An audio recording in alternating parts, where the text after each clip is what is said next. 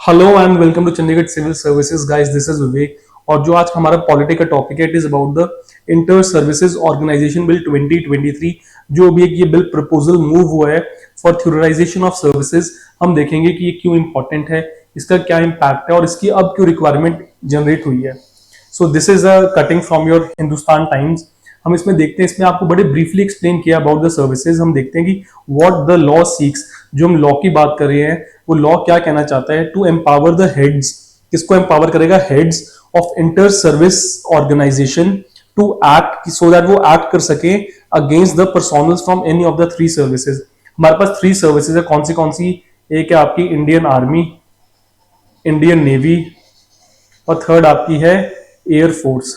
हमारे पास तीन सर्विसेज हैं, तो इन तीन सर्विसेज को जॉइंटली कोलैबोरेट करने के लिए, सो दैट हम कमांड, कंट्रोल और डिसिप्लिन इंश्योर कर सकें, तो आपका ये बिल आया है। सेकंड, इसमें दिया गया है व्हाट करंटली हैपेंस। अब क्या होता है?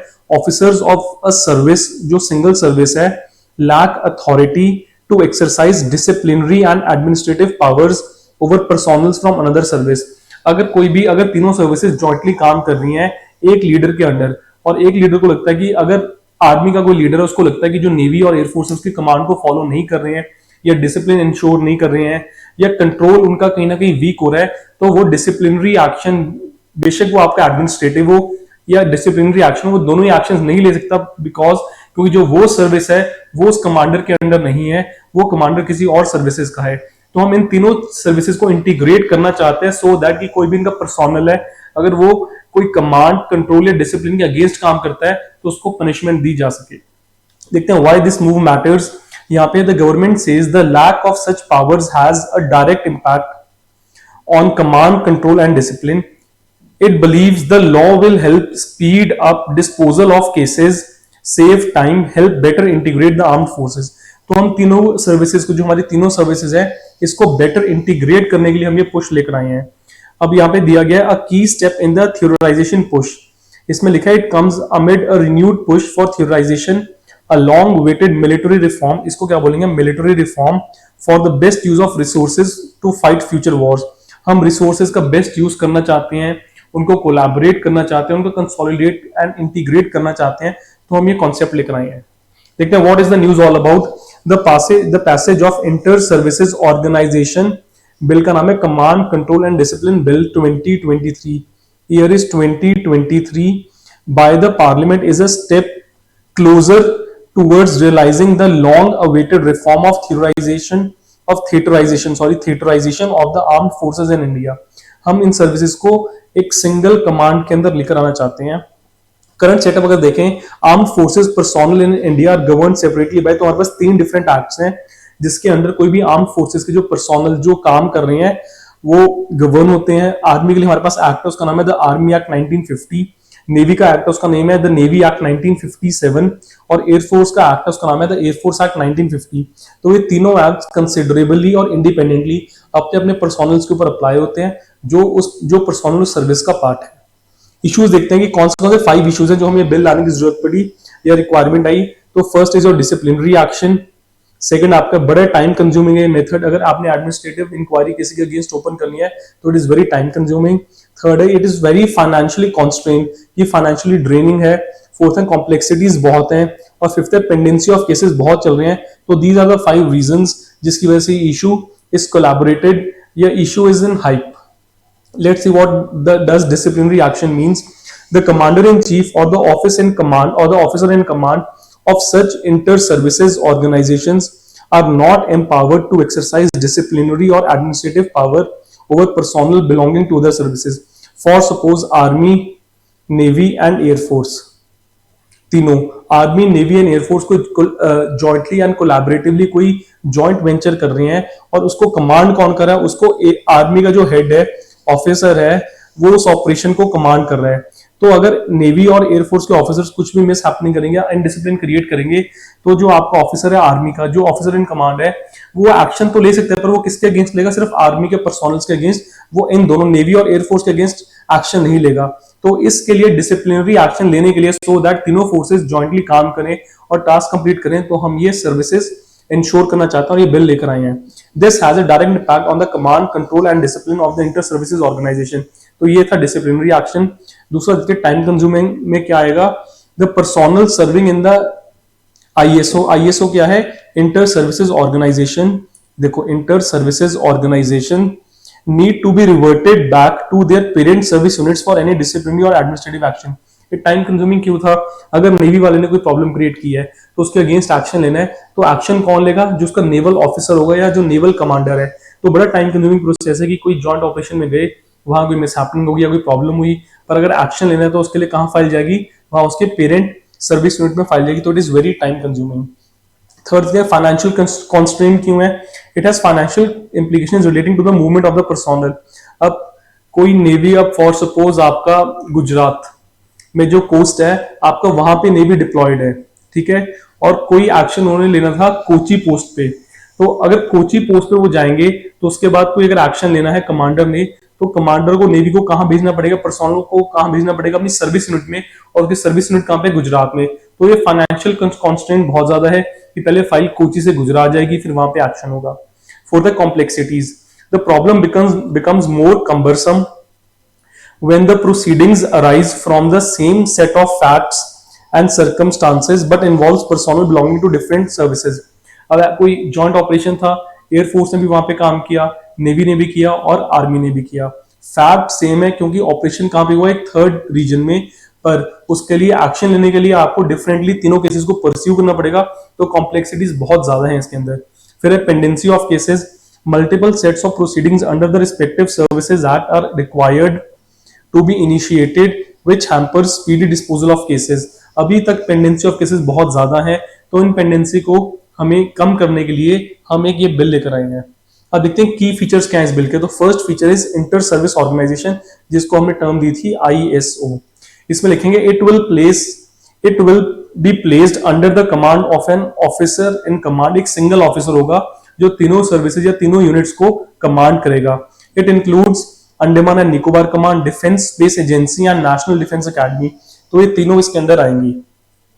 सेकंड है power of central government. Central government के पास भी पावर आ जाएगी। वो कैसे आएगी, सेंट्रल गवर्नमेंट में वो सोच सकता है, may constitute an inter service organisation which has personal belongings to at least 2 of the 3 services.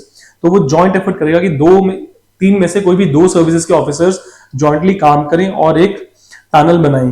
फिर central government may also issue directions to such organisations on grounds of national security, general administration and public interest. तो इन तीन जो ये 3 main important cases हैं, important initiatives हैं, अगर आपको नेशनल सिक्योरिटी का थ्रेट है या जनरल एडमिनिस्ट्रेशन करवानी है या पब्लिक इंटरेस्ट के लिए, तो आपकी सेंट्रल गवर्नमेंट इनको ऑथोराइज या इनको डायरेक्शंस इशू कर सकती है। थर्ड है the central government may notify any force in addition to the 3 forces raised and maintained in India to which the bill will apply। अगर गवर्नमेंट को लगता है कि ये 3 फोर्सेज ओवर ऑक्यूपाइड हैं या इनकी प्रेजेंस कम है, तो गवर्नमेंट एक न्यू फोर्स भी इनिशिएट कर सकती है, इनको नोटिफाई कर सकती है और रेज कर सकती है न्यू फोर्स को, सो दैट वो भी इनके साथ कोलैबोरेशन में काम करे। फिर एक जॉइंट सर्विस कमांड बनेगा। उसका मतलब क्या है, it is constituted under inter service organisation which may be placed under the command of commander in chief। हम एक कमांडर इन चीफ बनाएंगे जो पूरी सर्विसेज का जो भी पर्सोनल अलॉटेड है उनके वर्क को देखेगा और देखेगा कि वो कैसे काम कर रहे हैं। Control of inter service organisation, the bill empowers the commander in chief, जो हमने ऊपर बात की है, दिस कमांडर इन चीफ और the officer in command of an inter service organisation to exercise command and control over the personnel serving in और attached to it. तो वो कमांड और कंट्रोल करेगा उन लोगों को जो सर्विसेज में काम कर रहे हैं। अब लास्ट है हमारा commander in chief. The officers eligible to be appointed as commander in chief और ऑफिसर इन कमांड आर, कि कौन से ऑफिसर्स को हम एलिजिबल मानते हैं हेड करने के लिए सर्विसेज को। A general officer of the regular army above the rank of brigadier, हमने यहाँ मेंशन कर दिया है। A flag officer of the navy, rank of admiral of the fleet, admiral, vice admiral, rear admiral, या an officer of the air force above the rank of group captain। तो आपको हमने ये बता दिया कि इन 3 जो डेजिग्नेशंस हैं, जो इनके ऊपर वाले ऑफिसर्स हैं, वो ये कमांडर इन चीफ बन सकते हैं। तो नेक्स्ट देखते हैं इसके अंदर, the commander in chief will also be empowered to exercise all disciplinary and administrative powers. तो उनको डबल पावर मिलेगी। पहली कौन सी है, डिसिप्लिनरी, दूसरी कौन सी है, administrative. Vested in general office commanding the army, flag officer commanding an air officer commanding जो आपके रिस्पेक्टिव ऑफिसर्स हैं यहाँ के, any other officer authority specified in the services act और बाय द गवर्नमेंट। तो इनको हम पावर्स देंगे कि ये डिसिप्लिनरी और एडमिनिस्ट्रेटिव एक्शंस के अगेंस्ट कोई भी एक्शन ले सकते हैं। अब देखते हैं कि कमांडिंग ऑफिसर का क्या रोल होगा। It provides for a commanding officer who will be in command of a unit, ship or establishment. The officer will perform duties assigned by the commander in chief. commander in chief के under होगा। commander in chief इनको command करेंगे कि कौन सी आपने duties करनी है। और officer in command of the inter service organisation. Third है the officer will be empowered to initiate all disciplinary और administrative actions over the personnels deputed posted और attached to the inter service organisation. तो आपका commander in chief है, उसके नीचे कौन होगा? कमांडिंग ऑफिसर, जो डायरेक्ट ऑर्डर्स लेगा कमांडर इन चीफ से और इन ऑर्डर्स को अप्लाई करेगा ग्राउंड लेवल पे। फिर आपको हम देते हैं कि पॉजिटिविटी क्या है इस मूव के अंदर, की पॉजिटिव्स क्या है इस कमांड या इंटर सर्विस ऑर्गेनाइजेशन को बनाने के लिए। पहला है हमारे पास एक इंटीग्रेटेड थिएटर कमांड होगी कि जो हम तीनों सर्विसेज को इंटीग्रेट करेंगे तो एक थिएटर कमांड बन जाएगी कि कौन कहां से ऑर्डर ड्रॉ कर रहा है और काम कैसे होगा। सेकंड है it is best for the better coordination. For the better coordination कैसे? It will help to cope up with the new challenges involved in modern warfare which is more technology and network centric and aid in better jointness with the military। तो ये किस चीज में help करेगा? ये help करेगा कि जो भी न्यू टेक्नोलॉजिकल आपको चैलेंजेस फेस करने पड़ रहे हैं उसकी बेटर कमांड में कैसे हम उसको नेटवर्क कर सकते हैं और कैसे हम जॉइंट एफर्ट से with in the military scope उन चैलेंजेस को ओवरकम कर सकते हैं। थर्ड है कॉस्ट इफेक्टिव। अब अगर तीनों सर्विसेज साथ साथ काम करेंगी तो it will be very cost effective. हमने बोला due to integration of services there will be speedy disposal of cases and that will reduce the financial या finance associated with it। तो जो गवर्नमेंट की स्पेंडिंग है वो कम होगी, कॉस्ट इफेक्टिव वे है। फिर आता है सिंप्लीफिकेशन।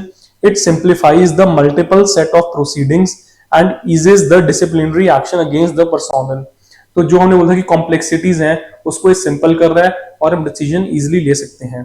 फिर आप कहते हैं प्रीकर्सर क्या होगा of to one border one force. Precursor to one border one force क्या है? तो हम एक थिएटर कमांड प्लान बनाएंगे जिसमें आपका मैरीटाइम नेवी का होगा, थिएटर कमांड फेसिंग चाइना, एक चाइना की तरफ होगा डिप्लॉयड, और थर्ड होगा थिएटर कमांड फेसिंग पाकिस्तान।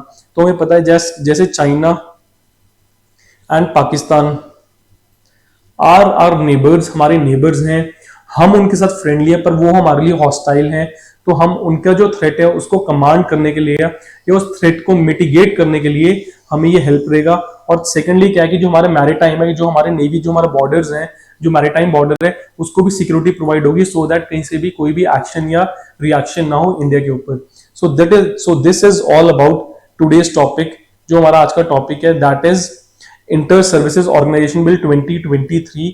अभी ये बिल प्रपोजल के फॉर्म में आया, अभी पास हो गया, एक्ट नहीं बना है, पर वी विश कि ये एक्ट बन जाए सो दैट हम मोर कामली एंड मोर एनर्जेटिकली जो भी हमारे चैलेंजेस हैं उसको ओवरकम करें और जो हमारी सिक्योरिटी है उसको एम्पावर करें। Thank you so much.